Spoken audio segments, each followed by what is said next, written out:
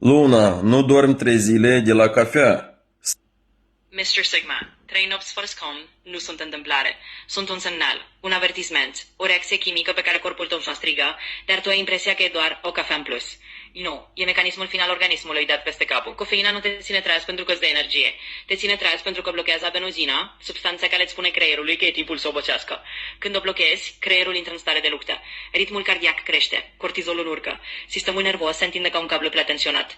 Și dacă ai băut cafeaua prea des, prea tare, prea târziu, efectul nu se oprește după câteva ore. Dar motivul real pentru care nu dormi 3 zile e acumularea. Cofeina are un timp de înjumătățire lung, ce ai băut luni, mai circulă în tine miercuri. Dacă ficatul tău metabolizează lent, dacă ești stresat, dacă ești epuizat sau deshidratat, efectul se triplează. Corpul tău intră în supraveghere continuă. Un fel de alertă roșie fără buton de oprire. Și mai e ceva. Prea multă cofeină îți dezordonează sistemul nervos autonom. Îți blochează somnul profund, îți oprește resetarea. Pe ce ai trăiesc chiar când vrei să dormi.